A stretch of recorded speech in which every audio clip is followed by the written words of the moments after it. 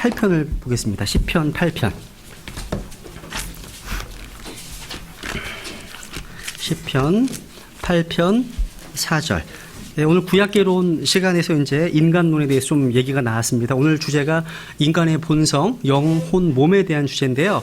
아마 이번 주에 다 못할 것 같고 다음 주까지 2주에 걸쳐서 한번 정리해 보도록 하겠습니다. 시편 이제 8편 4절 제가 읽겠습니다. 시편 8편 4절. 사람이 무엇이기에 주께서 그를 생각 속에 깊이 두시나이까? 사람의 아들이 무엇이기에 주께서 그를 찾아오시나이까? 여기 보시면 사람이 무엇이기에, what is man? 그러니까 인간이 무엇인가? 라는 질문입니다. 사람은요, 스스로가 누구인지에 대해서 스스로 물을 수 있는 독특한 존재입니다. 동서고금을 막론하고요, 사람들은 끊임없이 인간이 뭐지? 지난주에 했던 것처럼 인간이 어디서 왔고 이 땅에 왜 살고 있고 우리가 어디로 가고 있는지에 대한 문제들. 그래서 많은 사람들이 수많은 정의를 내렸습니다. 인간이 무엇인지에 대해서. 그래서 뭐 종교, 과학, 철학 등 온갖 분야에서 사람들이요 내린 다양한 정의 중에서 몇 가지만 소개하면 이렇습니다. 대부분 이제 신학자들이 또 철학자들이 과학자들이 한 이야기들입니다. 뭐 인간은 소우주입니다. 또 인간은 이성적 존재입니다. 또 인간은 정신적 존재입니다. 인간은 인격적 존재입니다. 또 인간은 영혼을 가진 존재입니다.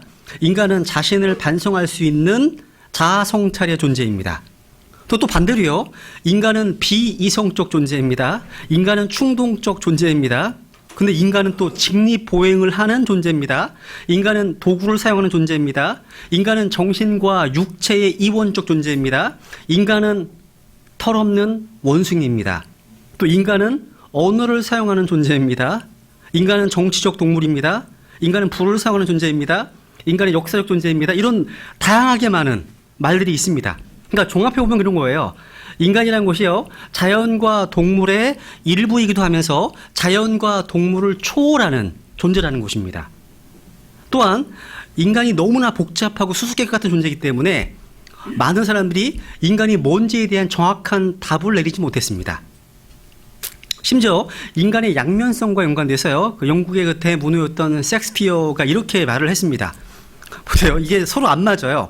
인간이 얼마나 훌륭한 걸작품인가, 이성은 얼마나 고귀한가, 능력은 얼마나 무한한가, 또 모습과 거동은 얼마나 우아하고 훌륭한가, 행동은 얼마나 천사 같으며 지혜는 얼마나 신과 같은가, 인간은 천지간의 정화요 만물의 영장이다. 근데 그러면서 이런 말합니다. 그러나 내가 볼 때 이 지능으로 만들어진 이 생명에 뭐가 그리 대단하겠는가, 이렇게 얘기를 합니다. 또 프랑스의 철학자 파스칼이 이렇게 얘기했습니다. 팡세에서. 이 파스칼은 아마 구원받은 성도인데 이렇게 얘기했습니다. 인간이란 도대체 어떠한 괴물인가, 얼마나 괴상하고 얼마나 혼란스럽고 얼마나 모순덩어리고 얼마나 또 기적적인 존재인가. 어리석은 흙 속의 지렁이에 불과하다, 이렇게 얘기를 합니다. 또 진리의 소유자이면서도 불확실한 오류의 시궁창이다. 우주의 영광이면서도 쓰레기다, 이런 말을 합니다. 굉장히 과격한 표현을 합니다. 심지어 제가 읽어봤던 어떤 책 제목이 이렇습니다. 이게 아마 그 영문 제목이 이렇습니다. Everybody's Normal입니다. Until you get to know them이라는 책이거든요. 그러니까 모든 사람은 정상이래요. 근데 마침내 그를 알게 될 때까지만, 그게 뭐냐면 진짜 그 사람을 알게 되면 모든 사람이 다 비정상이라는 거죠. 맞는 얘기예요. 다 비정상이에요. 제가 한 분 한 분 다 살펴봐도 다 비정상입니다. 깊이 알게 되면. 그래서 적당히 하는 게 좋은 것 같아요. 적당히 하는 게. 그래서 이게 마치 고슴도치처럼 서로가 부딪힐수록 서로 상처를 주고받는 존재가 인간일 수밖에 없습니다. 근데 우리 주 예수 그리스도께서는 둥그런 분이세요. 뾰족한 게 없는 분이세요. 제가 복음서 읽으면서 항상 너무 감사한 게 뭐냐면, 예수님은요, 보시면 언제 그분께 나아가든 간에 만날 수 있었습니다. 밤이든 낮이든 다 만날 수 있었습니다. 그런 분이세요. 둥글둥글한 분이세요. 근데 저와 여러분들은 둥글하지 않아요. 뾰족해요. 서로가 찔려서 아파합니다. 상처받습니다. 상처를 주기도 하고요. 근데 상처를 준 사람들은 까맣게 잊었어요. 상처 받은 사람은 너무나 많아요. 교회 내에서. 준 사람은 다 까먹고 있고. 그게 우리 인간이라는 거죠. 그죠? 그래서요, 인간이 무엇인가 이 질문에 대한 대답에 따라서 우리 삶의 방식이 달라집니다. 그래서 인간관이라고 하잖아요. 아까 이제 목사님께서 엔스로팔로지 인간론에 대해 말씀하셨잖아요. 이 인간론도요, 히브리적 인간관이 있고요, 유교적 인간관이 있고, 불교적 인간관이 있고, 동양적 인간관 다양하게 있습니다. 그리스 인간관도 있고요. 그러니까 수많은 인간관이 제기되어 있다는 거죠. 근데 저는 오늘 이 시간 어떤 시간이냐면 세상에 존재하는 모든 인간관을 성경적 인간관과 비성경적 인간관 나누어 생각해 보려고 합니다. 성경적 인간관은 뭐예요? 우주와 인간을 창조하신 하나님께서 우리 인간의 언어, 인간의 기록된 언어의 말씀을 통해서 계시해 주신 성경에 나타난 인간관을 말합니다. 비성경적 인간관은 뭐예요? 하나님의 계시인 성경이 없이 성경은 뒤에 두고 우리 인간 스스로의 이성과 경험을 통해서 제기된 인간관을 말하는 겁니다. 그래서 저는 앞으로 계속해서 성경에 계시되어 있는 인간을 다루려고 합니다. 지난주에 인간의 기원에 대해서 한번 그 파워포인트를 가지고 한번 살펴봤죠. 그죠? 근데 여기서 진행하기는 그렇게 진행이 쉽지가 않습니다. 제가 지난주에 상당히 더웠거든요. 열도 많이 받고. 그래서 이제 이전에 하던 대로 이렇게 진행하도록 하겠습니다. 그래서 오늘은 영혼 몸으로 구성된 인간의 본질에 대해서 한번 살펴보겠습니다. 한번 우리 하나님 말씀 한번 데살로니가 전서 5장을 한번 보겠습니다. 아까 목사님이 찾으신 말씀인데 한번 더 보죠. 데살로니가 전서 5장 23절에 보면 이제 사도 바울이 이제 데살로니가 성도들에게 지금 기도하는 그런 기도 제목인데요. 5장 23절. 같이 읽죠. 시작. 평강의 바로 그 하나님께서 너희를 온전하게 거룩히 구별하시기를 원하노라. 내가 하나님께 기도하여 너희의 온 영과 혼과 몸을 우리 주 예수 그리스도께서 오실 때까지 흠없이 보존해 주시기를 구하노라. 이게 사도 바울의 기도였습니다. 우리의 너희의 온 영과 혼과 몸을 흠없이 보존해 주시기를 구했습니다. 우리 성경 신자들은 영과 혼과 몸을 다 구분하죠. 다 그렇게 믿으시죠? 영혼과 몸의 이분설이 아니라 영과 혼과 몸이 서로 다른 구별되는 존재임을 다 믿으시잖아요. 근데 오늘 인간론 시간에는요, 이 많은 사람들이 영혼과 몸으로 이렇게 주장하는지에 대해서 살펴보려고 합니다. 근데 여러분, 이게 영과 혼과 몸에 대한 구분이요, 확실하게 구분되지 않는 게 상당히 많이 나와요. 그런 이유들 때문인 것 같아요. 제가 볼 때는. 그래서 여러분, 우리의 몸을 통해서 영과 혼이 드러나기 때문에 이게 영에 속한 부분인지 혼에 속한 부분인지가 애매모호하게 언급되는 게 상당히 많이 나옵니다. 마치 이런 거죠. 성경에는 혼과 마음도 상호 교환제로 쓰이는 게 나와요. 많이. 마치 시편 51편에 보시면 broken spirit이라는 말 나와요. 상한 영.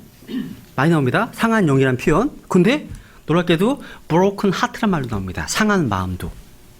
그리고 통해하는 영도 나오고 통해하는 마음도 있습니다.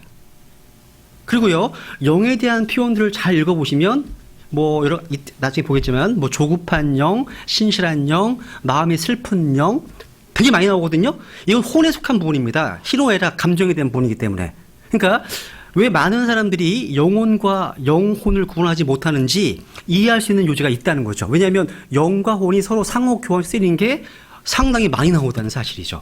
그래서 그런 부분들은 제가 좀 시간이 지나서 좀 살펴볼 거고요. 우선 영혼 몸. 그러니까 인간은 다른 피조물들과 이제 차별화된 뭔가가 있습니다. 인간은 만물의 영장이죠. 이렇게 합니다. 왜냐하면 우리 안에는 하나님을 의식할 수 있는 영이 있기 때문에. 영은 뭐예요? 하나님을 의식할 수 있는 기관입니다. 하나님을 경배하고 섬길 수 있는 기관이죠. 기도하고. 혼은 뭐죠? 우리 자신이잖아요. 스스로 자아를 의식하는 기관입니다. 이 몸은 뭐예요? 몸은 세상을 의식하는 기관입니다. 오감을 통해서 세상을 의식하죠. 그죠? 맛보고 듣고 보고 느끼는 이런 것들 몸입니다. 그러니까 여러분은 지금 제 몸을 보고 있는 거예요. 나영석 형제라는 사람이 살고 있는 몸을 보고 있습니다. 근데 진짜 나영석이라는 사람은 제 안에 있어요. 이 몸 안에 있습니다. 저도 여러분의 그 집 밖에 못 보고 있어요. 여러분의 안에 있는 혼은 안 보여요. 근데 죽음은 뭐예요? 죽음은 제가 없는 거예요. 그러니까 나중에 제가 죽게 되면 제가 살았던 이 집은 무덤에 묻히겠죠. 몇 년 몇 월 생, 몇 년 몇 월 졸 이렇게 쓰겠죠. 그렇죠? 근데 거기는 제가 묻혀 있는 게 아니에요. 저의 콩깍지가 묻혀 있는 거죠. 제가 살았던 집이 묻혀 있는 거죠. 그래서 여러분 전설의 같은 데 보면 무서운 영화 보면요. 그 무서운 그 곳이 나오잖아. 빈집. 빈집이 무섭잖아요. 밤에. 마찬가지예요. 시체가 빈집이거든요. 무서운 거예요. 그러니까 뭐 종종 보시잖아요. 여러분 그 염할 때, 그러니까 염할 때 보면 시체에다가 뭐 화장하고 막 그러지 않습니까? 그죠? 이게 빈집이거든요. 차가워요. 사람이 없어요. 그죠? 그래서 아이들이 무서워하고 또 무서워하는 거 아니겠습니까? 그죠? 그러니까 진짜 우리에게 중요한 것은 영과 혼입니다. 여러분의 삶에 있어서 다른 사람들에게 복음을 전할 때, 다른 사람들과 교제할 때 항상 혼을 의식하면서 전하세요. 정말 중요하더라고요. 혼을 의식하면서. 누군가에게 영혼에 대한 필요가 있다면 도와주셔야 되겠죠. 그죠? 그래서 저 개인적으로도 누군가가 복음을 전해달라고 하거나 어떤 뭐 상담이 필요하거나 하면 안 갈 수가 없어요. 진짜 중요한 문제이기 때문에. 그래서 우리 겉에 있는 몸에 대한 필요는 조금 절제하셔도 돼요. 너무 과하거든요. 여러분 삶을 보세요. 여러분의 육신을 위해서 쓰는 시간이 훨씬 많지 않으세요? 영혼을 위한 시간보다? 근데 여기 토요일 날 신학원 나오시는 분들은 그래도 그나마 자기의 영혼에 대한 준비를 하시는 거 아니겠습니까? 그죠? 거기에 투자하시는 거잖아요. 지혜로운 선택이죠. 하나님께 부유한 사람이 진짜 부유한 사람이거든요. 그죠? 그래서 이제 영혼 몸이 서로 다른 것이지만 이 영혼 몸이 서로 한 인격을 구성하고 있습니다. 그래서 여러분 우리의 몸이 아프면요 영적인 것도 상당히 어렵습니다. 제가 목 디스크를 앓고 어깨가 너무 아파서 잠을 못 자니까 설교 준비도 안 되고 막 기도도 안 나오고 막 너무 힘든 거예요. 이게 왜냐하면 인격이기 때문에, 전 인격이기 때문에 그런 거예요. 그래서 우리가 이 몸 자체가 하나님의 성전이고 몸이기 때문에 그 성전 관리를 하지 않는 것도 죄입니다. 제가 많이 회개를 했거든요. 솔직히 제가 최근에 얼마 전에 참 이상한 어떤 그 경험을 했어요. 이상한 건 아니지. 저는 이제 집에 주로 있거든요. 집에서 주로 이제 말씀 준비하고 하거든요. 근데 저는 냉장고에 바리스타 커피가 있으면 무척 행복해요. 진짜요. 그러니까 혼자 말씀 준비하다가 나도 쉴 때 냉장고를 열어서 물을 마시려 하거든요. 근데 바리스타 커피가 딱 있어요. 그러면 왜 이렇게 행복한지 몰라요. 행복합니다. 근데 그 커피를 마음껏 먹으면 나중에 후회가 돼. 몸이 좀 안 좋고 속도 안 좋고 막 그래요. 그래서 이제 행복하는 가운데 하나님 한번 이거 하나 좀 더 먹고 싶어요. 이렇게 해서 먹거든요. 근데 이게 내 육신이 좋아하는 거지 내가 하나님의 어떤 사명을 이루는 데 있어서 거기에 집중한다면 조금 절제해야 되겠죠. 마찬가지예요. 여러분도. 직장생활 하시면서 몸을 너무 혹사시키는 것도 죄입니다. 그러시면 안 되겠죠. 그러니까 몸 컨디션을 잘 유지하시면서 아까 목사님 말씀하신 것처럼 하나님의 왕국과 그분의 일을 구하는 데 있어서 뭔가 장애가 된다면 절제하셔야 되겠죠. 또 교제도 너무 많이 하지 마세요. 거의 전화를 붙들고 뭐 2시간 교제, 3시간 교제 이런 것들도 가능하면 좀 줄이세요. 성령의 열매가 절제거든요. 절제. 그래서 한 30분만 하시고요. 네. 그래서 우리 인간은 영과 혼과 몸으로 구성되어 있는 존재입니다. 그래서 삼위일체적 존재입니다. 하나님께서도 그 성부 하나님, 성자 하나님, 성령 하나님이 같이 함께 한 하나님을 이루고 계시죠. 그죠? 배우셨잖아요. 마찬가지예요. 우리 인간도 영, 혼, 몸으로 구성되어 있는 세 부분으로 이루어진 존재입니다. 인간이요. 그래서 히브리서도 확인해 볼게요. 유명한 말씀이죠. 한번 확인해 볼게요. 여러분 다 아시는 말씀들이라 할지라도요. 항상 반복하셔서 자기의 말씀, 자기 것으로 소화시키시고 자기 것으로 만드시면 좋겠어요. 히브리서 4장 12절. 히브리서 4장 12절 같이 읽죠. 시작. 하나님의 말씀은 살아있고 권능이 있으며 양날 달린 어떤 검보다도 예리하여 혼과 영과 및 관절과 골수를 찔러 둘로 나누기까지 하고 또 마음의 생각과 의도를 분별하는 분이시니. 여기 보시면 하나님의 말씀은 권능이 있고 살아있습니다. 그러면서 너무나 예리하기 때문에 혼과 영과 및 관절과 골수를 나눈다고 말씀하시죠. 그렇죠? 그러니까 혼과 영과 우리 몸에 있는 관절과 골수를 나누시는 분이십니다. 구분되는 거예요. 그래서 아까 창세기 2장 7절에서 땅에 넣었을 때 먼지, 흙으로 우리 몸을 만드셨어요. 그죠? 그때는 몸만 있는 거죠. 근데 하나님의 그 호흡을 코에 불어 넣으시니까 그때 이제 살아있는 혼이 되었죠.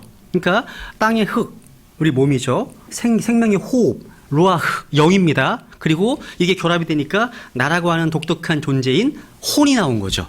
영과 혼과 몸이 같이 있는 거죠. 근데 여러분 주의할 거는 하나님께서 삼위일체이신 것처럼 우리 인간이 삼위일체는 아닙니다. 구분하셔야 돼요. 왜? 하나님은요, 성부 하나님, 성자 하나님이 구별되셔도 하나님이십니다. 살아계시고요, 전능하시고 100% 하나님이십니다. 구별되셔도. 근데 우리 인간은 영과 혼과 몸이 구분되면 죽습니다. 그러니까 그런 면에서는 다른 거예요. 이렇게만 구분하시면 좋겠습니다.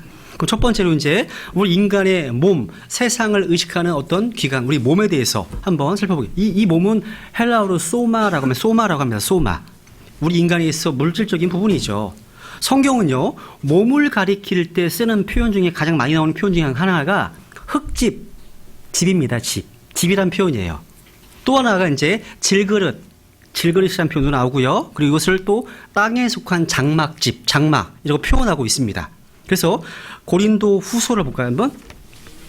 고린도 후서 5장 1절.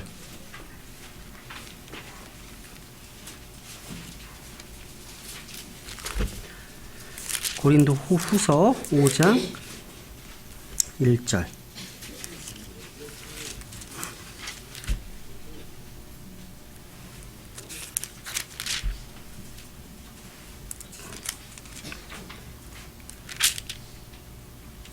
고린도후서 5장 1절 같이 읽죠. 시작.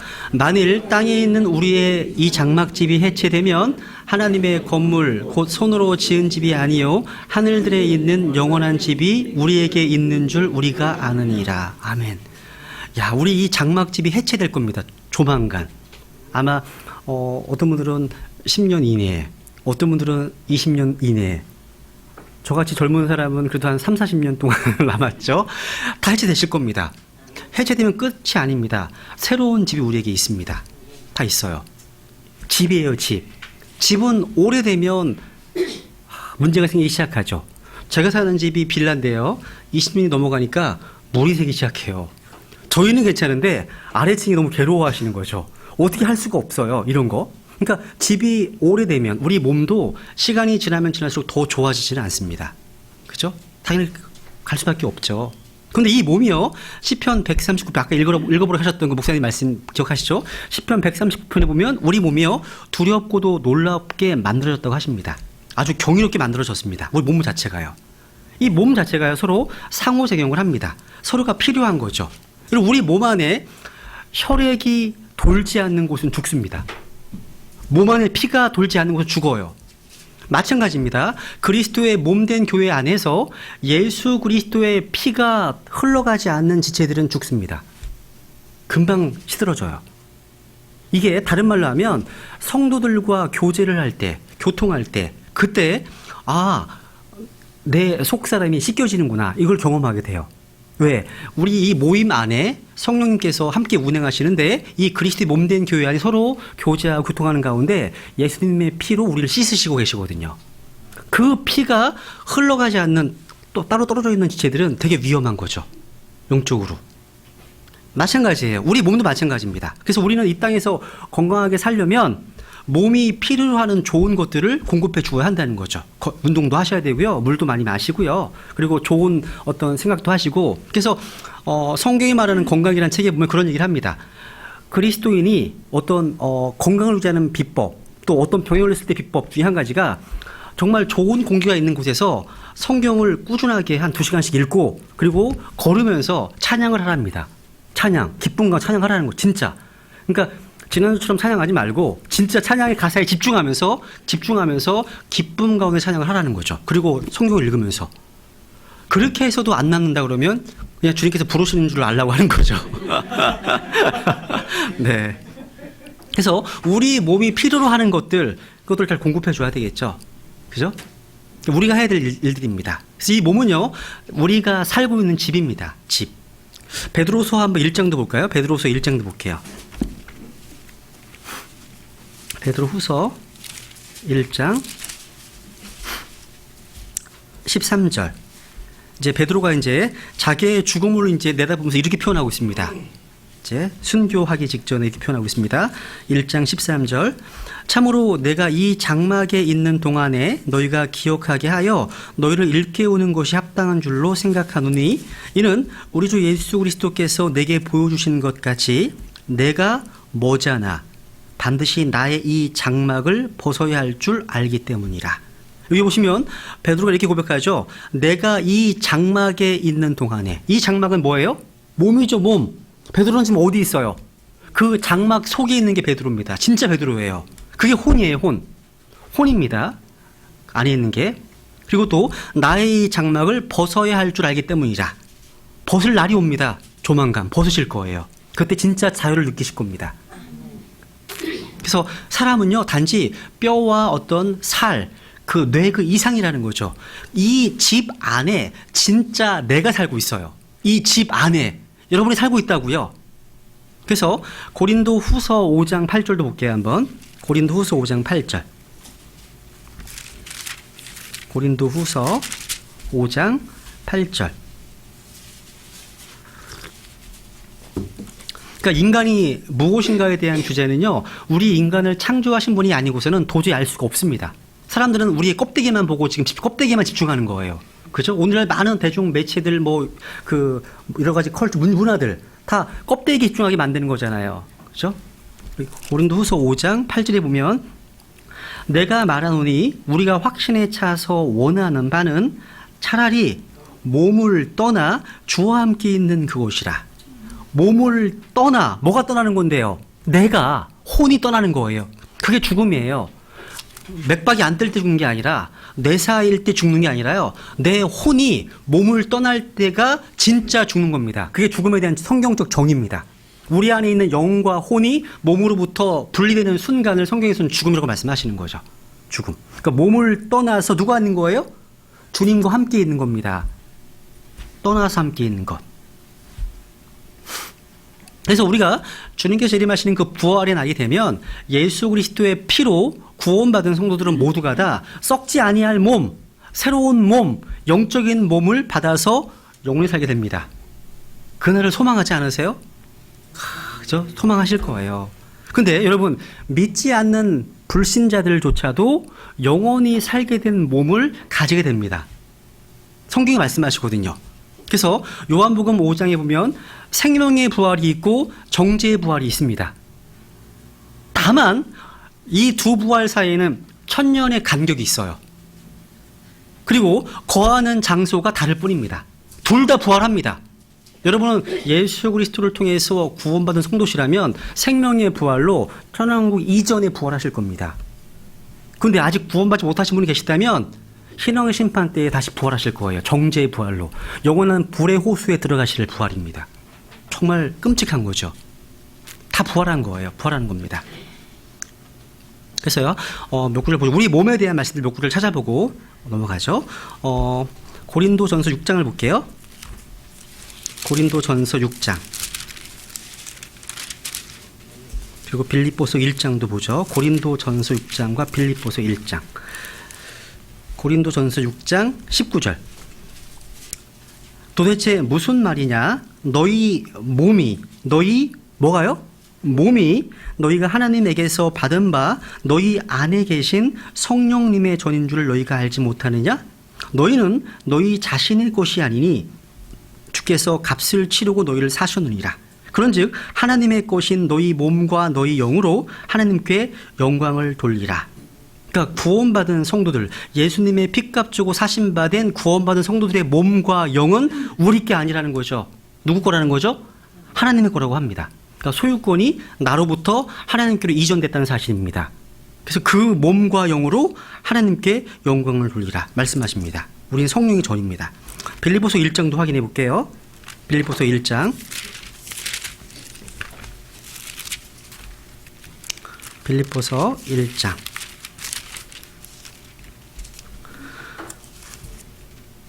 1장 20절, 아주 유명한 말씀이죠. 20절. 빌립보서 1장 20절. 나의 간절한 기대와 소망이더라. 내가 아무 일에든지 부끄러워하지 아니하고 항상 그러하였듯이 지금도 온전히 담대하여 살든지 죽든지 내 몸에서 그리스도를 높이고자 하나니 내게는 사는 것이 그리스도시요 죽는 것이 이득이니라. 여기 보시면 바울의 기대와 소망이 뭐예요? 살든지 죽든지 어디에서 in my body입니다. 내 몸 안에서 그리스도를 높이고자 한다. 내 몸 안에서. 이런 얘기 하시죠? 오늘 주의 첫날 예배에 못 나오셨어. 그래서 무슨 일 있으셨어요? 마음은 어린데 육신이 약해. 이런 말도 하시거든요. 종종 약해서. 마음은 있었대요. 예배에 함께 있었다는 거죠. 성경이 말씀하시는 바 뭐예요? 살든지 죽든지 내 마음의 소망이 아닙니다. 내 혼이 아니에요. 실제 우리가 몸을 들여서 주님께 드리는 거. 내 몸에서 in my body입니다. 내 몸 안에서예요. 실제 여러분이 몸을 들이지 않으면 아무 일도 일어나지 않습니다.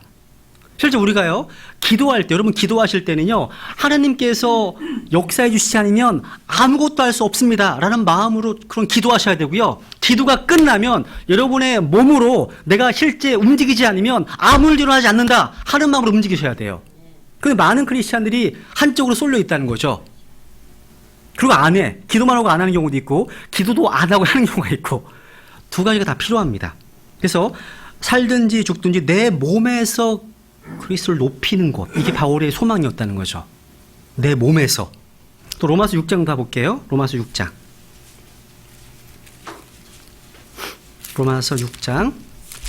13절.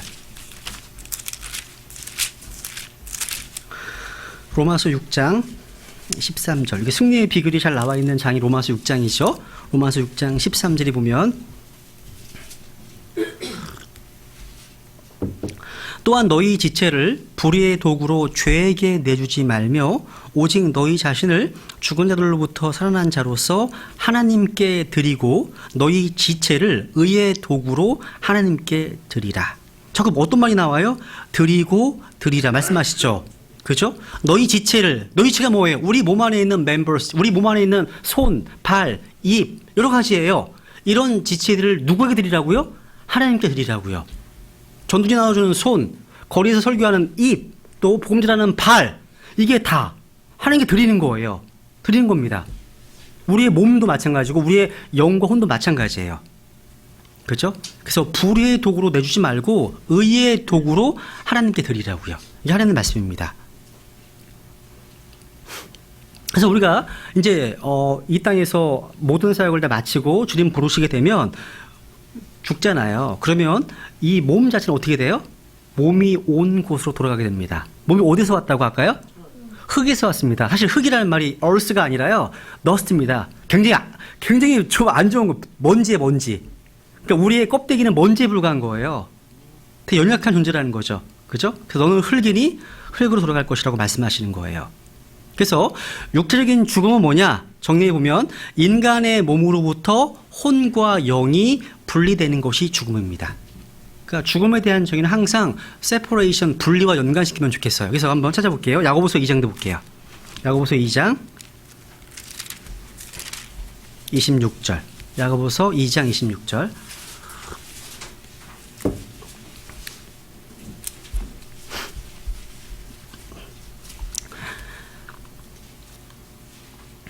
영이 없는 몸이 죽은 것 같이 행이 없는 믿음도 죽었느니라. 여기 보시면 영이 없는 몸이 죽은 것 같이. 영이 없으면 죽은 거예요. 또 창세기 35장 18절에 보시면 라헬이 죽을 때 혼이 떠납니다. 혼이 떠난다고 되어 있어요. 그러니까 영이 없고 혼이 없는 몸은 뭐 한 거예요? 죽은 겁니다. 죽은 거예요. 그럼 내세 상태에 있는 사람들은요? 죽지 않은 겁니다. 아직은요. 그 안에 호흡이 있잖아. 아직요. 있죠. 그래서 영, 혼이 몸으로부터 분리되는 것을 죽음이라고 한다. 이 정리하시면 좋겠고요. 창세기 49장을 가볼게요. 49장 여기 자주 반복되는 표현 중에 하나가 창세기 49장 33절입니다. 창세기 49장 33절. 야곱이 이제 임종하는 내용인데요. 야곱이 자기 아들들에게 명령하기를 마친 뒤 발을 침상에 모으고 숨을 거두어 자기 백성에게로 거두어지니라. 숨, 루아흐, 영입니다. 이제 영을 하나님께서 회수하셨죠. 그리고 자기 백성에게로 거두어졌다. 혼입니다. 거두어졌습니다. 그리고 몸은 50장 2절에 보세요.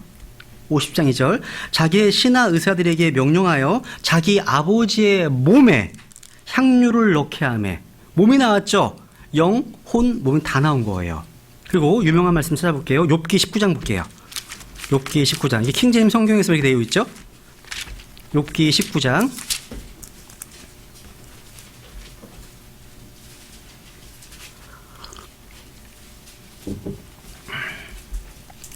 욥기 19장 25절. 욥기 19장 25절. 내가 알거니와 내 구속자께서 살아계시고 바로 예수 그리스도십니다. 또 마지막 날에 그분께서 땅에 서시리라. 26절. 내 살갗의 벌레들이 이 몸을 멸할지라도 내가 여전히 내 육체 안에서 하나님을 보리라. 내 콩팥이 내 속에서 소멸될지라도 내가 직접 그분을 보리니 다른 것이 아니요 내 눈이 바라보리로다. 그러니까 문맥을 잘 보세요. 지금 내 육체 안에서 다시 부활될 새로운 육체 안에서 하나님 보는 겁니다. 육체 밖에서 보는 게 아니죠. 다른 성경도 육체 밖에라고 되어 있죠. 근데 킹제임 성경처럼 내 육체 안에서 몸은 뭐랄지라도 새로운 부활할 몸을 입고서 하나님을 본다는 말이 맞는 거죠. 그죠? 그래서 이제 몸을 여기까지 하고요. 두 번째, 인간의 혼입니다. 혼. 이 soul이라는 단어가 이 혼인데요. 이 단어가요, 사전에 찾아보시면 이렇게 정의하고 있습니다. 혼, soul 그러면 살아있고 생각하고 느끼고 몸을 움직이게 하는 눈에 보이지 않는 부분으로 몸과 구별된 비물질적인 것으로 정의하고 있어요. 사전적 정의입니다, 이게요. 몸은 오감이 있습니다. 그래서 우선 요한 1서 1장을 볼까요? 요한 1서 1장. 요한 1서 1장.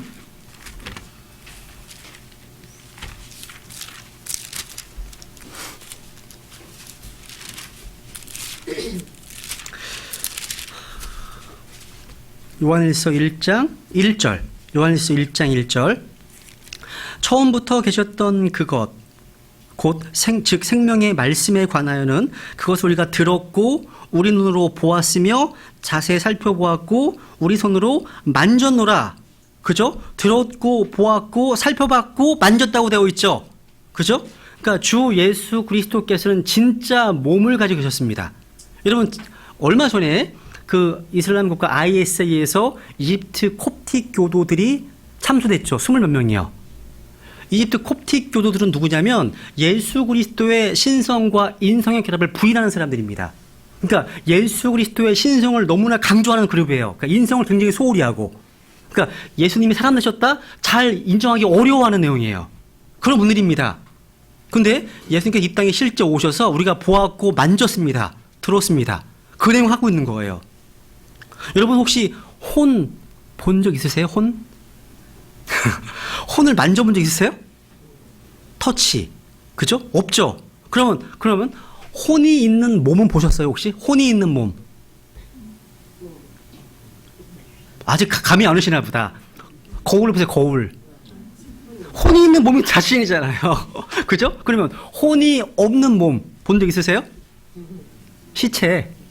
예, 보셨잖아요. 그죠? 그러니까 혼이 있고 없고에 뭔 차가 있죠? 이게 생과 사의 차이입니다. 생과 사의 차이예요. 그래서 이 구약 성경에서 혼을 가리키는 히브리어가 네페시라는 단어고요. 신약 성경에서 혼을 가리키는 단어가 푸시케라고 하는 푸시케. 이 푸시케라는 단어에서 영어에서 뭐 사이칼로지, 뭐 사이어트리 이런 데 나왔어요. 사이코. 다 여기서 나온 거예요.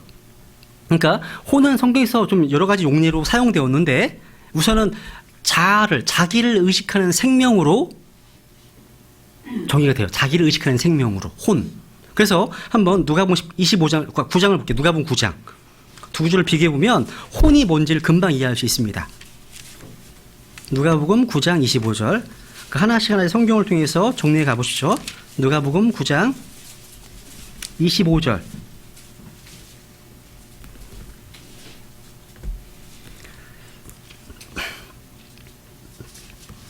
사람이 만일 온 세상을 얻고도 자기를 잃거나 버림을 받으면 그에게 무슨 이득이 있느냐. 밑줄 자기를 잃거나 밑줄 치시고요. 거기다가 마태복음 16장 26절을 적어 놓으시면 좋겠어요.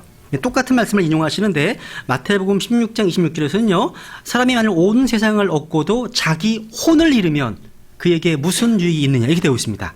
그러니까 자기를 잃는 것이 자기 혼을 잃는 거예요. 그러니까 혼은 누구예요? 자기예요. 그러니까 soul이란 말이 셀프입니다. 셀프. 셀프는 혼이에요. 성경에서 이렇게 정리하면 좋겠어요. 셀프는 혼입니다.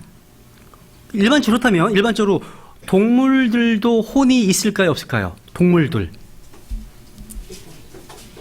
있습니다. 성경에 나와요. 나옵니다. 욥기 12장 10절에 보면 모든 생물의 혼과 모든 인간의 호흡이 그분의 손에 있다 말씀하십니다. 또 계시록 16장 3절에 보시면 대환란 때 일어나는 일들 가운데 바다의 모든 살아있는 혼이 이런 말 나와요. 바다의 모든 살아있는 혼이. 그러니까 바다에 있는 생물들을 가리켜서 말씀하신 내용입니다. 그리고요, 이 혼을 여기 해서요, 일반적으로 사람을 가리키는 용어로 사용되는 거예요. 그래서 창세기 12장 5절에 보면, 확인 두 개를 볼게요. 창세기 12장 5절. 창세기 12장 5절.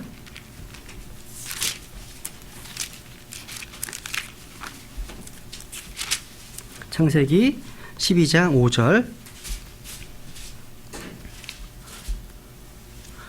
아브람이 자기 아내 사레와 자기 조카 롯과 하란에서 그들이 모은 그들의 모든 소유와 또 그들이 얻은 누구를?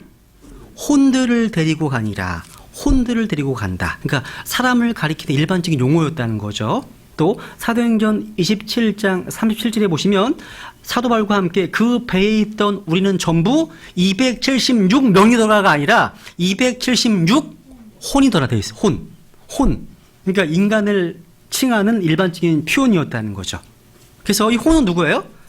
우리 자신이에요. 진짜 여러분입니다. 그래서 사도행전 2장 41절 또 볼게요. 사도행전 2장 41절. 베드로의 설교를 듣고서 3,000명이 구원받았죠. 그죠? 3,000명이. 그리고 이렇게 표현하고 있어요. 사도행전 2장 41절. 사도행전 2장 41절. 그때 그의 말을 기쁘게 받아들인 자들이 침례를 받음에 바로 그날에 3,000혼가량이 그들에게 더해지니라. 예루살렘 교회에 구원받은 3,000명의 혼이 더해졌습니다. 베드로전서 3장 20절에 보면 방주 안에서 물로 말미암아 구원받은 자가 몇 안 되니 곧 8혼이라 되어 있어요. 8혼이라고 되어 있습니다. 8혼. 그래서 혼은 누구예요? 진짜 나 자신이에요. 진짜 나 자신. 그래서요, 그 잭칙이라고 하는 미국의 성경 신자가 그린 그림이 있어요. 제가 보여드리려고 했는데 그 그림에 보시면 할머니가 임종을 하세요. 임종을 하시는데 할머니가 임종하시는 그 혼의 모습이 처녀로 나와. 처녀로. 이런 말 하시잖아요. 어르신들이 내가 마음은 청춘이냐 그러시잖아요. 혼은 불멸입니다. 늙지 않습니다. 몸이 늙는 거지 혼이 늙는 건 아니에요. 혼은 불멸합니다. 죽지 않습니다. 만약에 여러분 자신의 팔을 절단한다고 생각해 보세요 한번. 그러면 여러분의 혼에 어떤 변화가 있나요? 심장을 끄집어내고 기계로 피를 돌립니다. 그러면 뭔가 혼의 변화가 있습니까? 다리가 없어. 팔이 없어요. 다리 없고요. 이게 혼에 영향을 미칩니까? 우리의 진짜 인격을 변화시키나요? 아니죠. 그죠? 아니라는 거죠. 의사분이 우리를 수술할 때 가슴을 열잖아요. 그죠? 개복을 하잖아요. 개복하게 되면 그 안에 혼이 보여요? 안 보여요? 안 보이죠. 그죠? 그러니까 진짜 인격으로서의 나 자신은 눈에 보이지 않습니다. 이거는 과학적으로 설명할 수가 없어요. 눈에 보이지 않는 거기 때문에. 여러분 이런 말 하잖아요. 내 마음이 천근만근이야. 이거 그 무게로 달 수 있어요? 못 달죠. 과학은 눈에 보이는 걸 가지고서 세밀하게 측정은 할 수 있지만 눈에 보이지 않는 것들은 처음부터 대상이 아니에요. 그러니까 이 과학의 한계라는 거죠. 또 오늘 많은 사람들이 과학을 너무 맹신하잖아요. 그죠? 그게 아니라는 거죠. 그래서 사람이 죽으면 어떤 일이 벌어집니까? 혼이 떠나는 거죠. 떠납니다. 계시록 20장에 보면요. 대환란 때 짐승 형상에 경배하지 않고 짐승의 표를 거부하다가 목베인 자들의 혼이 나와요. 그러니까 몸은 목이 베어졌는데 혼은 존재해요. 그대로요. 혼은 그리스도와 함께 통치한다고 되어 있거든요. 그죠? 그러니까 우리에게 이 인간은요, 천당이든 지옥이든 간에 둘 중에 하나에서 영원히 사는 혼이 있어요. 혼은요, 주목해, 혼은요, 불멸이지만, 죽을 수 없지만, 이루어질 수는 있습니다. 파괴될 수는 있어요. 혼은 불멸입니다. 근데 이루어질 수는 있습니다. 마태복음 16장 한번 다시 볼게요. 마태복음 16장 보세요. 한번 26절. 마태복음 16장 26절. 마태복음 16장 26절.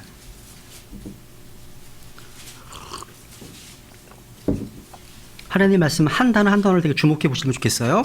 마태복음 16장 26절. 같이 읽죠. 시작.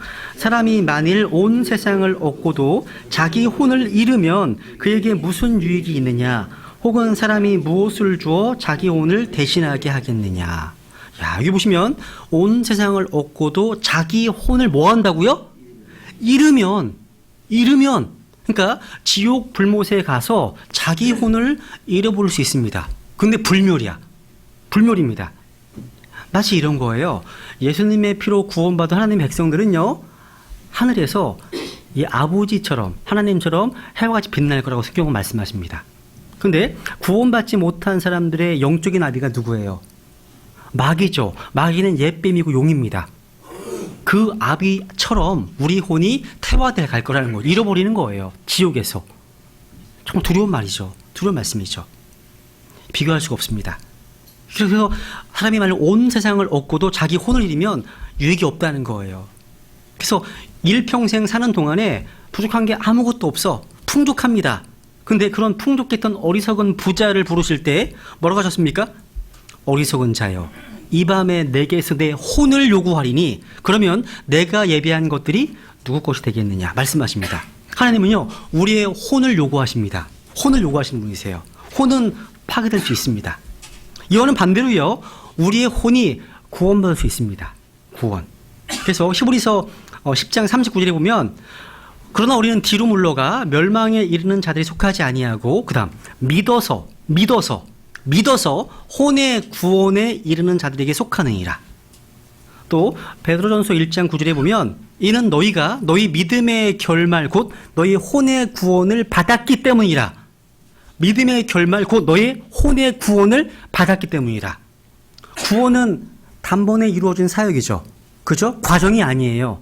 점차 구원을 받아가는 게 아니죠. 그죠? 구원과 성장을 오해하면 큰일입니다. 이미 구원을 받았습니다. 여기 계신 분들은 다 혼의 구원이라고 하는 정말 위대한 사건이 여러분의 삶 가운데 일어난 적이 있으십니까? 성경에 보면요, 에스겔서 18장에 보면 모든 사람의 혼이 하나님께 속해 있다고 말씀하십니다. 근데 그 사람의 혼을 파괴시킬 수 있는 유일한 분, 그 사람의 혼을 구원할 수 있는 유일한 분은 바로 하나님이십니다. 하나님이세요. 그래서요, 사람의 혼은요, 다른 말로 말하면 희노애락이에요. 희노애락. 이건 물이다. 마시고 싶다. 마셔야지. 이게 혼에 대한 거예요. 혼에 대한 겁니다.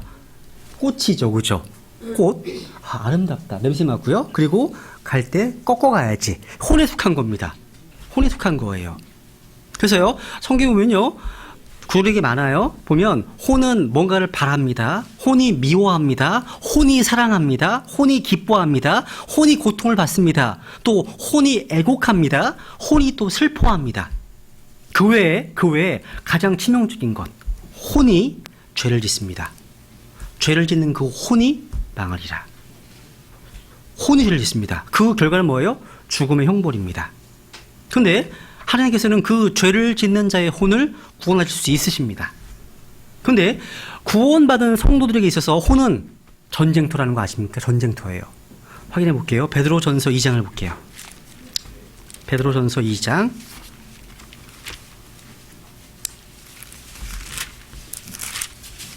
11절. 베드로전서 2장 11절.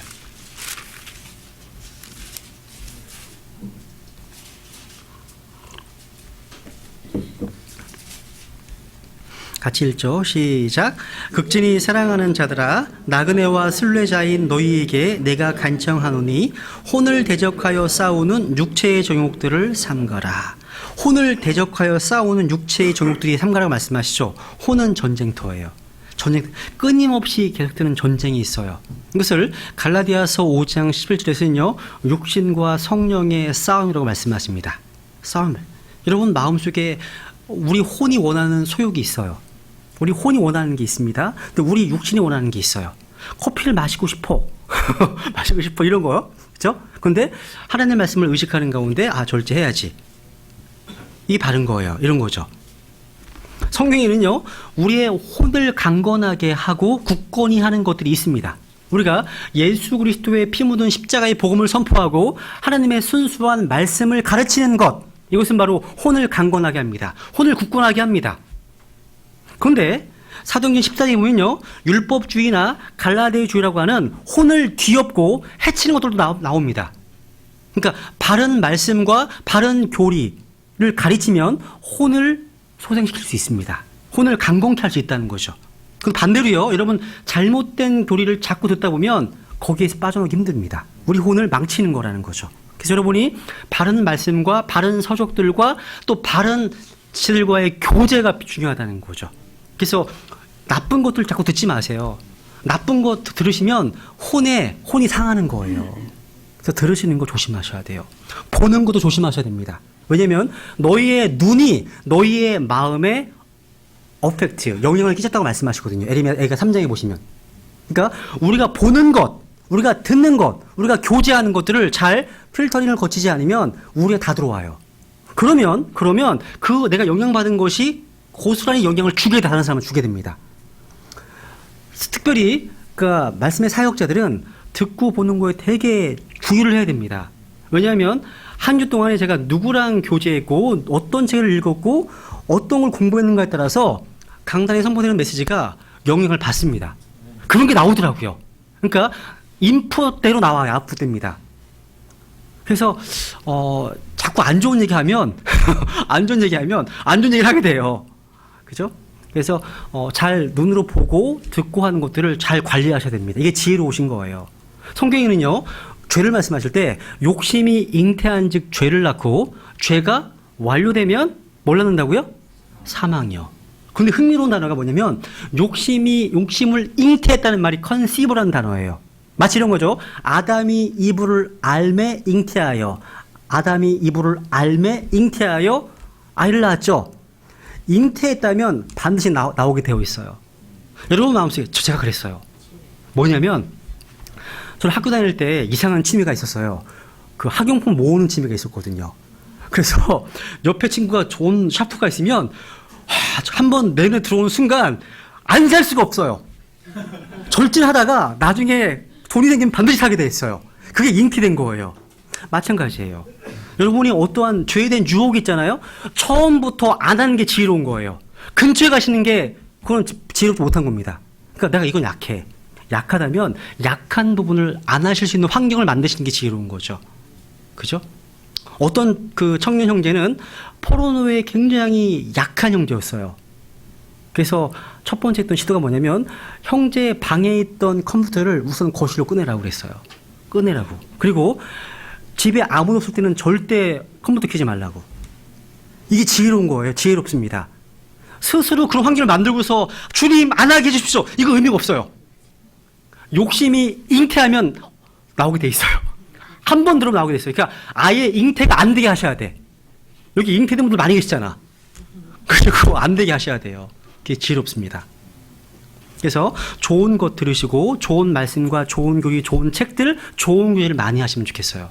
많은 영향을 받으시면 좋겠어요. 그래서 그 제칼스라는 어떤 목사님이 계세요. 돌아가시는 초청하셨는데 그분은 그러시더라고요. 자기가 어떤 천국에 대한 설교를 하게 되면 천국과 관련된 어떤 교제를 많이 하신대요. 또 천국에 관련된 책을 많이 읽으신대요. 영향을 받기 위해서. 맞아요. 지혜로우신 거예요. 그래서 이게 정말 중요하구나. 듣고 보는 것, 교제하는 게 정말 중요하구나. 누가 다른 시를 막 비판하고 판단하고 정지하는 게 보이시면 그냥 조용히 떠나세요. 하지 말라고 하시 힘드시면 조용히 나오셔서 듣지 마세요. 왜냐면 제가 그런 걸 듣게 되면 그 지체랑 교제가 힘들어지더라고요. 사전에 어떤 선입견이 생기니까. 그죠? 그래서 그런 것들은 잘 조심하시면 좋을 것 같아요. 요한 3서를 볼까요? 요한 3서 2절. 요한 3서.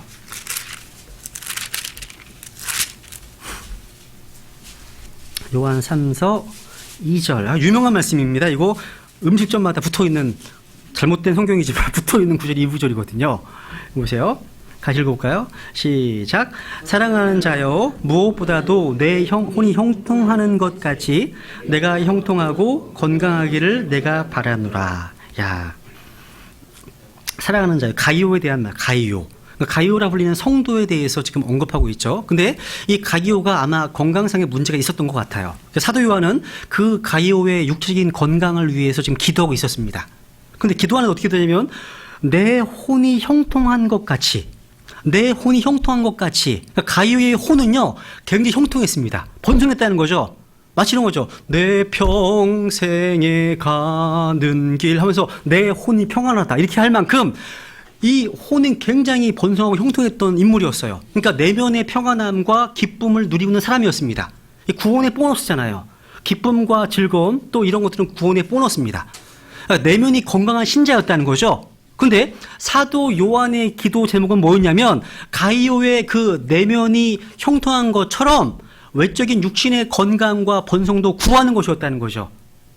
만약에 사도 요한이 여러분의 영적인 상태를 보면서 여러분의 혼처럼 여러분의 육신도 그렇게 되기를 원합니다 라고 기도하면, 여러분이 저주일까요? 축복일까요? 그죠? 아마 많은 분들이 축복이실 거예요. 그죠? 축복이실 겁니다. 그죠? 어떤 분들은 제발 그렇게는 안 됐으면 좋겠습니다. 저주예요, 저주. 그럴 수 있다는 거죠. 그러니까 아마 그 기도에 응답하신다면 어떤 성도들은 병원에 있을지도 모르겠습니다. 그래서 여러분이 먹는 음식들, 그죠? 그러니까 좋은 거 드시고, 영양이 풍부한 음식들 드시고, 좋은 거 들으시고, 좋은 음악 듣고 하는 것들이 굉장히 중요하다는 거예요. 중요하다는 겁니다. 그래서 혹시 여러분의 혼은 굉장히 야위고 말라야 되는 상태인데 몸은 혹시 통통하고 잘 먹고 있는 상태, 이런 상태 아니십니까? 아니면 혼은 굉장히 형통한데 몸이 굉장히 약할 수가 있어요. 어느 쪽이 더 좋으실 것 같으세요? 전자예요, 후자예요? 저는 둘 다 좋았으면 좋겠어요. 둘 다. 둘 다요. 그래서요, 한번 정리해 볼게요. 혼은요, 그래서 지성과 감정의 자리입니다. 그래서 혼을 대신해서 성경에서 사용되는 용어들을 보면 여러 가지 표현이 있어요. heart, 마음이라는 표현이 있고요. 또 mind, 생각이라는 표현이 있고요. 또 will, 의지라는 단어, 의지, 뜻, 의지라는 단어가 있고요. 또 양심에 대한 표현도 있어요. 그래서 이제 마음에 대한 부분만 정리해 볼게요. 마음. 성경에서는요, 이 마음, heart라는 단어가요, 심장에서 피를 내뿜는 기관으로 몇몇 경우는 언급되어 있어요. 심장에서. 이 생명이 분출되고 있어요. 심장에서. 잠언 4장에서 말씀하시죠? 근데 대부분의 용례에서는요, 이 마음을 언급할 때 인생의 문제들이 결정되는 전 인격체로 언급되어 있습니다. 삶의 많은 문제가 마음 관리를 잘 못하기 때문에 일어나는 문제예요. 마음 관리. 여러분, 제가요, 다른 지체를 변화시킬 수는 없습니다. 근데 다른 지체가 나에게 하는 행동에 대한 해석과 반응은 내가 결정할 수 있어요. 그러니까 중요한 거는요, 해석이 중요합니다. 반응이 중요해요. 그러니까 똑같이 악을 악으로 반응하는 것이 아니라 한번 하나님의 말씀을 통해서 필터링을 거쳐서 하나님의 관점에서 해석하게 되면 평안을 잃지 않습니다.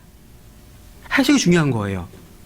그래서 마음은 성경에서 전 인격을 언급하는 모습으로 표현되어 있습니다. 지성과 감정과 의지가 다 나와 있어요. 그래서 아마 예전에 그 김영기 목사님께서 로마서 10장을 설교하시면서 마음으로 믿는 게 뭐냐 설교한 적 있으시거든요, 여러분? 기억하시죠, 그죠? 거기에는 지성과 감정까지 다 나와요. 분명히 알아야죠, 복음을. 또 그 죄에 대한 찔림도 있어야겠죠. 내 죄가 예수님을 죽게 만들었구나 하는 거에 대한 감정적인 찔림도 있어야 되겠죠. 마지막 세 번째 뭐가 있어야 돼? 의지가 있어야겠죠. 내가 내 의지를 갖고서 예수 그리스도를 내가 믿고 따르겠습니다. 그걸 나의 구원자로 믿겠습니다. 결단해야 되는 거잖아요. 그죠? 이 세 가지가 포함된 거예요. 근데 여러분, 우리 피지컬한 육체적인 심장도 아주 중요한 것처럼요, 우리의 마음도 정말 중요합니다. 마음이 사고의 중심이거든요. 한번 잠언 23장을 볼게요. 잠언 23장. 네, 조금 하고 마칠게요. 저는 90분도 안 채우니까요. 조금만 참으세요. 네, 잠언 23장 7절.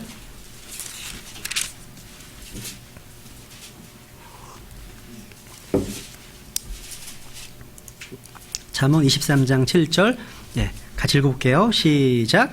그가 자기 마음속으로 생각하듯이 실제도 그러한즉 그가 내게 먹고 마시라 할지라도 그의 마음은 너와 함께하지 아니하느니라. 이게 뭐예요? 내가 생각하는 것이 바로 여러분 자신입니다. 생각하는 바가. 자, 내가 입고 있는 패션이, 옷이 나의 인격이 아닙니다. 내가 먹고 있는 음식이 나의 어떤 모습이 아니라는 거죠. 또 나의 커리어가, 나의 직업이, 나의 학교 학력이 나를 만드는 것이 아닙니다. 여러분 중요한 거는 우리의 생각 속에 뭐가 있는지 그것이 여러분 자신입니다. 혼자 계실 때 여러분이 하는 생각이 여러분 자신이라고요. 무슨 생각하세요, 여러분? 그러니까 우리의 몸이 우리의 인격을 나타내는 것이 아니에요. 우리 몸은 우리가 살고 있는 집일 뿐이라는 거죠. 그래서 잠언 4장에 보면 열심을 다하여 내 마음을 지키라. 생명의 근원이 거기에서 나온다 말씀하십니다. 마음이 바로 존재의 핵심이라는 거예요. 마음이 삶의 열쇠라는 거죠. 그러니까 다른 그 무엇보다도요, 마음 지키셔야 돼요. 마음 관리하셔야 돼요. 마음 관리. 그래서 배가요, 어마어마한 배도요, 프로펠러, 그 안에 있는 조그마한 프로펠러가 배를 막 방이랑 움직이는 것처럼요, 우리 삶의 행로와 모습을 결정하는 것이 우리 마음이에요. 마음에 키가 있다는 거죠. 중요해요. 그래서 마음이 원천이에요. 마음이 실체라는 거죠. 그러니까 우리가 표현하는 모든 것이 마음에서 나오는 거죠. 모든 애정과 감정도 마음에서 나옵니다. 마음이 하나님께 올바르다면 웬만한 문제는 해결됩니다. 정말 중요해요. 그러니까 여러분, 하나님 말씀에 대한 자세와 태도가 정말 중요한 거예요. 그래서요, 특히 아이들을 키우실 때도 마찬가지예요. 그 아이들이 부모님의 어떤 말씀의 어떤 권위, 또 선생님의 어떤 말씀에 대한 권위, 또 교회에서 어른에 대한 공경, 이런 거에 대한 권위, 이 권위에 대해서 자세와 태도가 바른 아이는 그렇게 큰 문제는 없어요.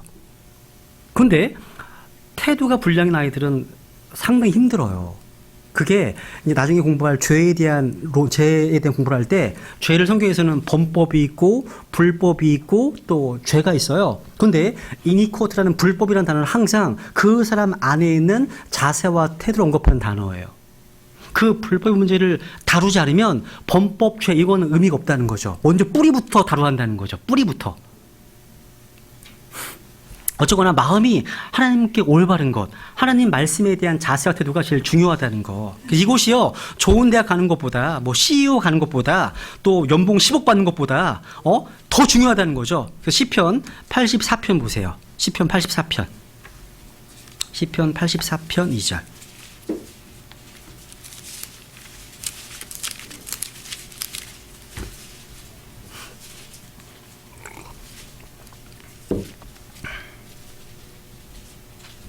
시편 84편 2절 보면 1절부터 제가 보겠습니다. 오 만군의 주여, 주의 장막들이 어찌 그리 사랑스러운지요. 내 혼이 주의 뜰을 사모하여 참으로 쇠약하게 되었사오니 내 마음과 육체가 살아계시는 하나님을 구하며 부르짖나이다. 주님의 뜰을 사모하는 어떤 그 마음을 볼 수가 있죠. 내 혼이, 여기 보시면요, 내 혼이, 그 다음 내 마음과 나오죠. 그러니까 마음과 혼이 병행되어서 사용되고 있다는 거죠. 그죠? 그러니까 우리 인간의 죄악은요, 우리 안에서부터 나오게 된 거예요. 안에서부터. 사람 안에 있는 것이 그 사람을 더럽게 한다 하신 말씀처럼. 그래서 모든 사람은요, 아담으로부터 죄악된 본성을 물려받았습니다.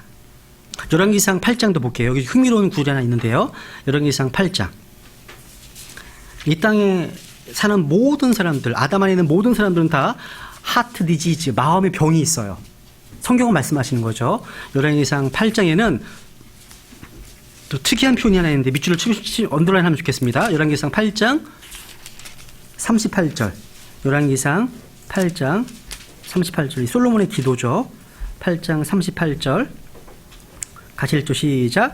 어떤 사람이나 혹은 주의 온 백성 이스라엘이 각각 자기 마음의 재앙을 알고 이 집을 향해 자기의 두 손을 앞으로 펼치고 무슨 기도나 무슨 간구를 드리거든. 여기 보시면 밑줄 치세요. 각각 자기 마음의 재앙을 알고 자기 마음의 재앙이라는 표현 보세요.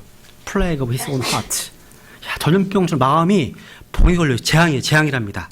마음의 재앙을 알라고 말씀하시죠. 그러니까 아담 안에 있는 모든 사람들은 모두가 다 심각한 심장병이 있어요. 영적으로요. 치명적인 마음의 병이 있다는 거죠. 그래서 예레미야 17장 9절에 보시면 성경에서 이렇게 표현하고 있죠. 9절 보면 마음은 모든 것보다 거짓되고 극도로 사악하니 누가 그것을 알 수 있으리요. 마음은 모든 것보다 거짓되고 극도로 사악하답니다. 마음이요. 우리 마음이. 그래서 이 마음의 치유책은요, 오직 하나님만이 갖고 계십니다. 하나님만이. 그 치유책은 바로 갈보리 십자가입니다. 십자가예요. 그래서 성경에 보면 이 마음에 대해서 여러 가지 모습으로 표현되어 있어요. 그래서 정리해보고 마칠게요. 첫 번째는 이제 seeking heart입니다. 뭔가를 구하는 마음, 찾는 마음입니다. 예레미야 29장을 보시죠. 예레미야 29장만 보고 넘어가죠. 사람의 전 인격을 말합니다. 예레미야 29장 12절, 13절. 예레미야 29장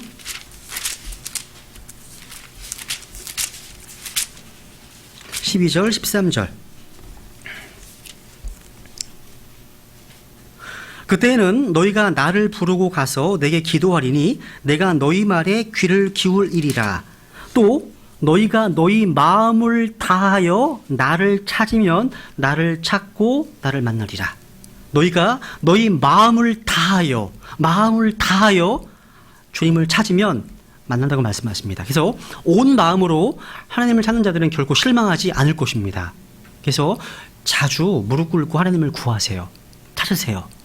하나님의 임재 앞에서 하나님을 구하시라는 거죠. 자꾸요. 이 시킹 하트입니다. 그런데 반대로요. 나뉘어진 마음이 있어요. 나뉘어진 마음. 창세기 4장에 보면요. 19절에 보면 두 아내를 두고 있는 한 남자를 말하고 있습니다. 그래서 이 한 남자의 마음과 정이 나뉘어져 있어요. 두 아내가 있었기 때문에. 두 아내 모두가 다 남편의 관심을 원했죠. 남편의 애정은 나눌 수밖에 없어요. 이것이 구원받은 성도와 하나님과의 관계에 있어서 하나님께서도 마찬가지예요. 우리 마음이 나누어지지 않기를 원하십니다. With all thy heart, 네 온 마음을 다해서. 반복합니다. 내 온 마음을 다해서. 그리고 잠언에 보면 23장인 같은데요. 내 마음을 내게 달라고 말씀하십니다. 성경에서. 마음을 달래, 마음을요. 여러분 주님께 마음 뺏기셨어요? 아니요, 그대로 갖고 계세요. 마음을 달라고 말씀하시잖아요. 여러분 솔로몬도 마찬가지예요. 솔로몬에게는 수백 명의 아내가 있었어요. 그래서 솔로몬도요, 그 마음이 나눌 수밖에 없죠. 형님들은 아내 한 명도 힘든데 솔로몬은 수백 명을 거느리고 있었다는 거 생각해 보세요. 또 상사가 둘이라고 생각해 보세요. 둘. 그리고 이 며느리에게 있어서 시어머니도 있고 남편이 있어. 머리가 둘이라고 생각해 보세요. 얼마나 힘들겠습니까? 마태복음 6장에 보면 주님께서는 나뉘어진 마음의 문제를 이렇게 말씀하셨습니다.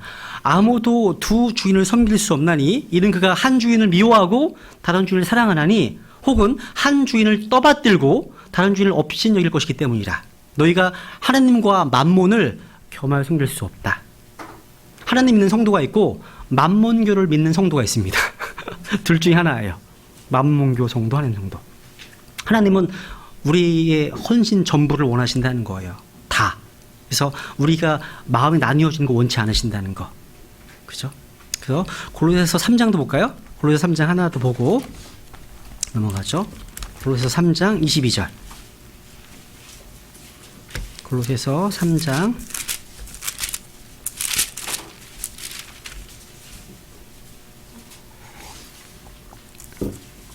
22절.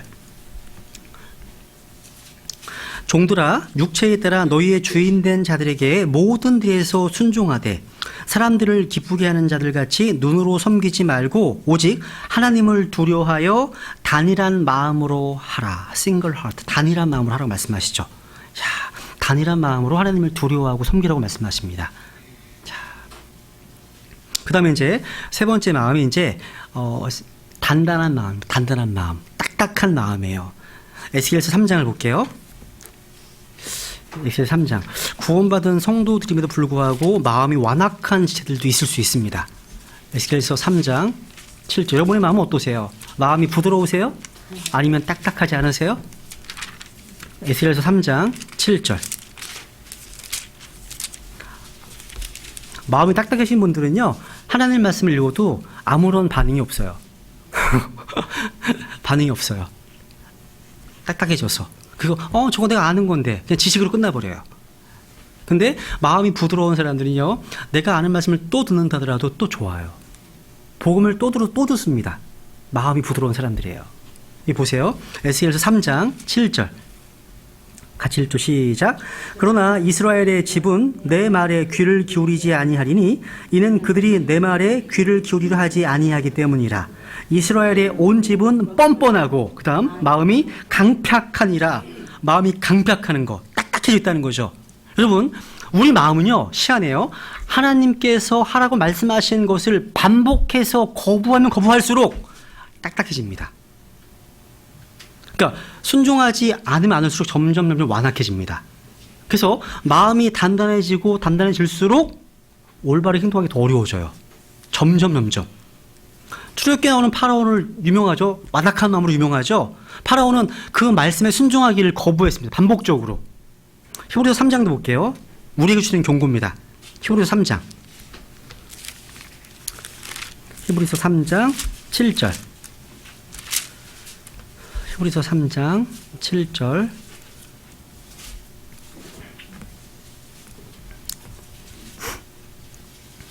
그러므로 성령님께서 이르시기를 오늘 너희가 그분의 음성을 듣거든 경노하게 하던 때와 광야에서 시험하던 날에 한 것 같이, 그 다음 너희 마음을 강팍하게 하지 말라. 여러분, 이런 거 여러분 아마 들어보실지 모르겠어요. 누군가에게 복음을 전했습니다. 근데 그분이 그걸 거부했습니다. 그러면 그 다음에는 그 사람이 믿기가 그만큼 어려워지는 거 아세요? 계속 거부하잖아요. 하나님의 특별한 개입 없이는 어렵습니다. 심지어요, 요한복음 12장에 보시면 예수 그리스도를 계속 거부합니다. 그 당시에 바리새인들, 유대인들이요. 이사야를 인용하면서 그들이 믿을 수 없다고 말합니다. 왜? 거부한 결과예요. 그래서 누군가가 복음을 전해 누군가 거부하면 정말 안타까운 거예요. 그래서 구원은 지금 바로 받아야 되는 것처럼요, 누군가를 거부하게 되면 그 다음에 믿기 더 어렵다는 거. 열심히 기도하셔야 돼요. 여러분의 기도와 눈물로 그 마음이 깨질 수가 있어요. 기도와 눈물로. 그렇죠? 그래서 우리가 계속해서 하나님 말씀 듣기를 거절하면 점점 마음이 완악해집니다. 그래서 우리가 하나님 말씀에 순종하고 겸손하게 하나님 말씀에 귀 기울일 때 마음은 부드러워져요. 점점 연해집니다. 그게 부흥이에요. 부흥. 마음이 연해지는 것, 부드러워지는 것. 그 다음에 이제 부드러운 마음이라는 게 있어요. 텐더 하트란 말이에요. 텐더 하트, 부드러운 마음. 한번 에스겔 36장을 볼까요? 이게 하나님께서 찾으시는 마음이에요. 딱딱한 마음이 아니라 부드러운 마음이에요. 부드러운 마음.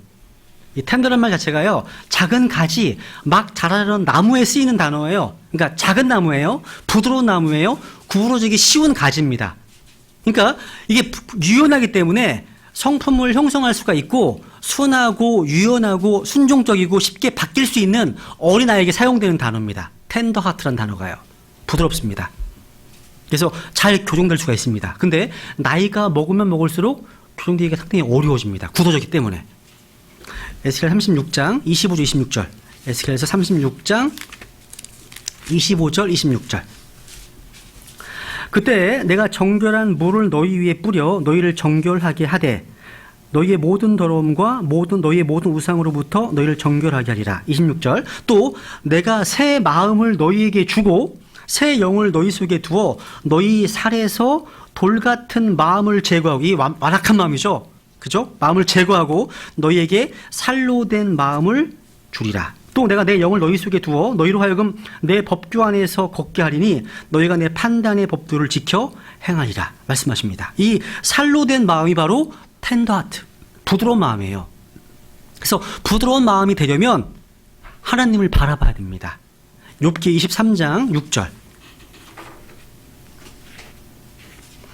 욥기 23장 16절 보시면요.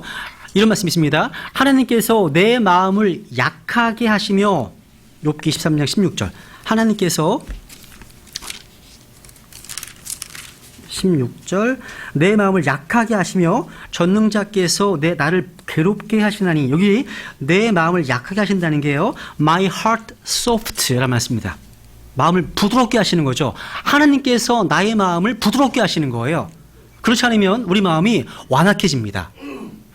여러분의 마음이 완악하다, 딱딱하시면요, 할 수 있는 여러 가지 가운데 한 가지가 뭐냐면 금식 기도입니다. 금식 기도. 여러분 가운데 뭔가 내가 얽매여 있는 무거운 짐이 있어. 어떤 나를 속박하는 뭔가가 있어. 벗어날 수가 없어. 이런 곳이 있으시면 그걸 깰 수 있는 유일한 본능이 뭔지 아세요? 금식 기도하는 거예요. 오늘 집에 가셔서 한번 이사야서 58장 읽어보고, 이게 금식에 대한 장이거든요.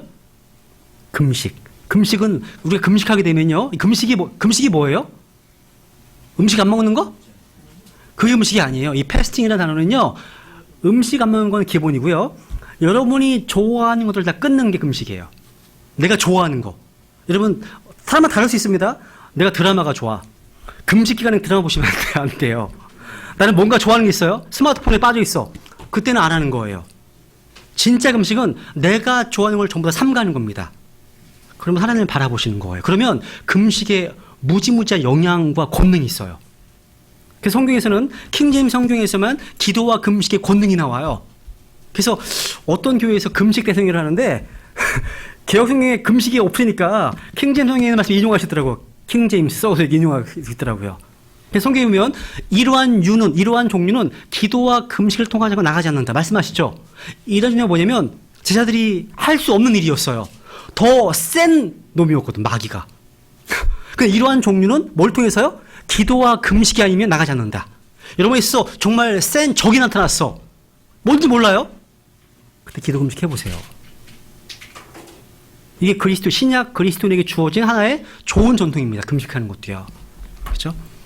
그래서 우리 마음 자체가 부드러워진다는 거죠. 마음을 징계할 수 있는 그런 마음이 됩니다. 그러면 떠나는 마음부터는요, 제가 다음 주부터 하죠. 떠나는 마음과 결단하는 마음까지 할까요? 마음. 네, 그럼 떠나는 마음까지만 하고 죄송합니다. 3분만 더 하고 마칠게요. 열왕기상 11장을 볼게요. 열왕기상 11장 디파팅 하트라는 단어인데 떠나는 마음. 열왕기상 11장 4절.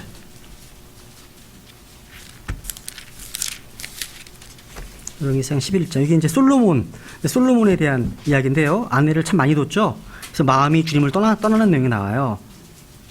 열왕기상 11장 4절에 보면 솔로몬이 늙었을 때, 젊었을 때는 참 좋았는데, 그죠? 솔로몬의 아가도 짓고, 그죠? 솔로몬이 늙었을 때 그의 아내들이 그의 마음을 돌렸대요. 아내 잘 만나야 돼요, 형제님들. 그죠? 아내들이 그의 마음을 돌려서 다른 신들을 따르게 하였으므로 그의 마음이 그의 아버지 다윗의 마음과 같지 아니하여 주 그의 하나님께 대해 완전하지 아니하였다. 또 9절에 보시면 솔로몬의 마음이 돌아서서 주 이스라엘 하나님을 떠났으므로 주께서 그에게 분노하시니라. 분노하십니다. 그죠? 솔로몬은 자기 아버지 다윗처럼 온전한 마음으로 주님을 따르지 않았습니다. 그러니까 인생 말년이 비참했다는 거죠. 그때 나온 책이 바로 전도서예요. 전도서. 인생의 황기에 나왔던 책은 잠언이고요. 그죠? 그러니까 솔로몬의 아가, 잠언까지는 그나마 괜찮았어요. 근데 말년이 돼서는 완전히 헛되고 이렇게 되는 거죠. 이게 솔로몬의 삶이었다는 거예요. 그래서요, 히브리서 3장 하나 보고 이제 마치죠. 히브리서 3장. 그래서 주님께서는요, 하나님을 떠나는 마음에 대해서 우리에게 경고하신다는 거죠. 그죠? 믿음은요, 우리를 하나님께로 데려가지만 불신은 우리를 하나님으로 떠나게 한다는 겁니다. 히브리서 3장 12절. 히브리서 3장 12절 같이 읽죠. 시작. 형제들아 너희 중에 어떤 사람에게 믿지 아니하는 악한 마음이 있어 살아계신 하나님을 떠나는 일이 생기지 아니하도록 조심하라. 조심하라. 하나님께 가까이 다가서기를 원하신다는 거죠. 하나님께서는 우리가 뒤로 물러가는 기뻐하지 않으십니다. 그래서 오늘 떠나는 마음까지 하고요. 다음 주에 이제 결단하는 마음부터 시작을 하겠습니다. 여기까지 마치겠습니다. 네.